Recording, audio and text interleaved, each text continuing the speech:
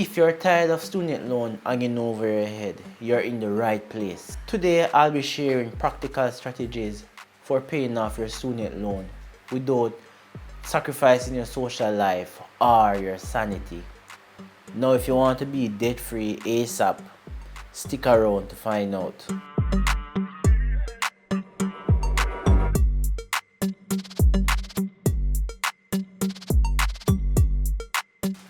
Welcome back to Finance with Lance, and on this channel we discuss personal finance and investment topics. Now, did you know that making a few tweaks to your loan payment can shave off years of your payment? So yeah, that's what we're here to discuss about today. The number one thing that we're going to go into is make sure that you know your numbers.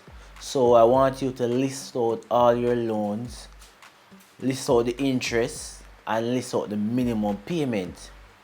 Why you need to do this? Because you cannot crush what you cannot see. Now, when you see the payment structure and you see how much is going towards interest and principal, that will make a whole lot of difference psychologically. So that's the first thing I want you to do. List out your loan, know your numbers. Number 2, pay more than the minimum. This sounds very obvious, but guess what? It's the golden rule. Even a little 100 US or 10,000 Jamaican can make a whole lot of difference in shaving off these years.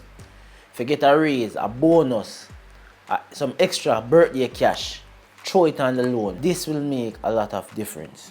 So the third thing that I want you to do regarding your student loan is to make regular payments on your principal. Now, you must make the minimum payment at least every month. But in terms of paying on your principal, you're going to pay something on your principal either monthly, quarterly. You know, it's not a one size fit all, but you're going to make sure you're putting extra money on your principal. Now, I'm going to show you 2 charts to demonstrate how paying on the principal can make a difference. Now, this example is just for demonstration purposes only.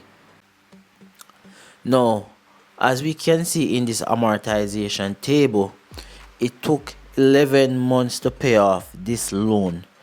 The beginning balance was $1,000 and the interest payment in year 1 was 13.33 cents, month 1 rather, and the principal payment was 86 and 67 cents.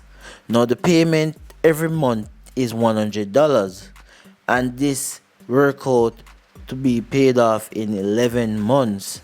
At the end of year 1, the ending balance was 913, and it took 11 months. Now if we look at a similar table but with extra principal payment, it took only 8 months to pay off the loan.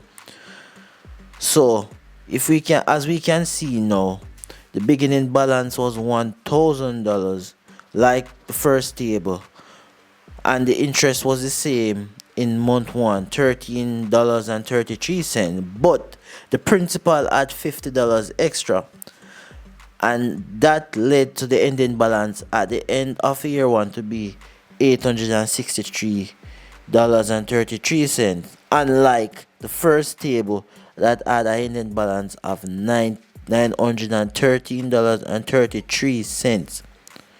So as we can see, paying extra on the principal led to the loan being paid off way faster.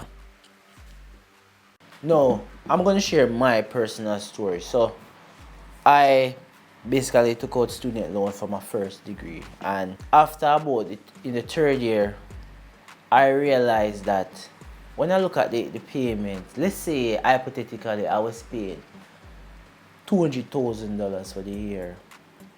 You know that more than half of that payment was going towards just the interest, and like less than 100,000 was going towards the principal.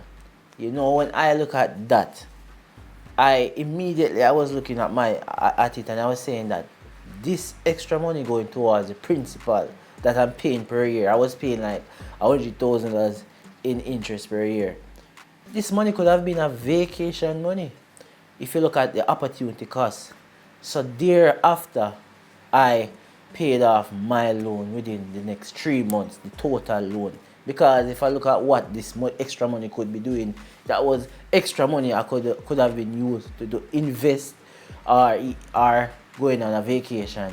So that's how I look at it. That's why we say pay off student loan fast. On top of that, student loan normally charge some astronomical rates, like 16%, 15%. I'm not sure of the exact rate right now, but that's how student loan operate. You're paying some high interest rate.